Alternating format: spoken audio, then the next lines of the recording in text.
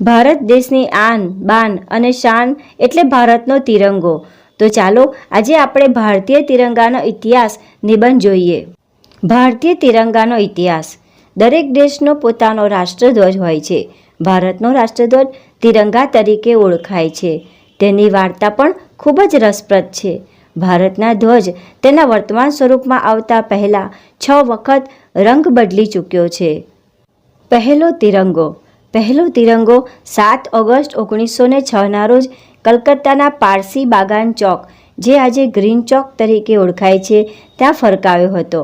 આ ધ્વજ બંગાળ વિભાજન વિરોધમાં ફરકાવવામાં આવ્યો હતો.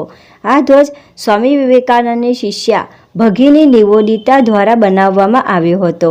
આ ધ્વજમાં 3 રંગીન પટ્ટાઓ હતા, જેમાં વચ્ચેની પટ્ટી પર વંદે માતરમ લખવામાં આવ્યું હતું, તો મધ્યમાં પીળો પટ્ટો હતો. નીચેનો પટ્ટો લાલ રંગનો હતો, જેના પર અર્ધચંદ્રાકાર ચંદ્ર અને સૂર્ય બનાવવામાં આવ્યા હતા. આ સિવાય ઉપરના લીલા પટ્ટા ઉપર કમળનું ફૂલ અંકિત કરવામાં આવ્યું હતું. બર્લિન સમિતિનો ધ્વજ. બીજો રાષ્ટ્રધ્વજ પેરિસમાં ભીખાઈજી કામા તથા 1907માં ઘર વિહોણા થયેલા અમુક ક્રાંતિકારીઓ દ્વારા ફરકાવવામાં આવ્યો હતો. આ રાષ્ટ્રધ્વજ પણ અગાઉના જેવો જ હતો, જેમાં વંદે માતરમ મધ્યમાં પીળા પટ્ટા ઉપર લખવામાં આવ્યું હતું. ઉપરના કેસરી પટ્ટા પર કમળના બદલે 7 તારાઓ છાપવામાં આવ્યા હતા, જે સપ્તર્ષિના નક્ષત્રના પ્રતીક હતા. તેને 1907માં મેડમ કામા દ્વારા બર્લિનમાં યોજાયેલી બેઠકમાં ભારતના ધ્વજ તરીકે ફરકાવવામાં આવ્યો હતો. હોમરૂલ ચળવળનો ધ્વજ. આ પછી હોમરૂલ ચળવળ દરમિયાન ત્રીજી વખત ભારતનો ધ્વજ નવા સ્વરૂપમાં દેખાયો. 1907માં એની બેસન્ટ અને લોકમાન્ય ટિળકે ફરકાવ્યો હતો.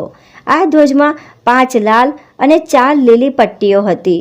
તેના પર 7 તારા અંકિત હતા. તેના ઉપરના ડાબા ખૂણા પર બ્રિટનનો સત્તાવાર ધ્વજ પણ છપાયેલો હતો. બિનસત્તાવાર તિરંગો ધ્વજ. ચોથો રાષ્ટ્રધ્વજ 1921માં આંધ્રપ્રદેશના એક યુવકે અખિલ ભારતીય કોંગ્રેસ સમિતિની બેઠકમાં ગાંધીજીને ધ્વજ આપ્યો હતો.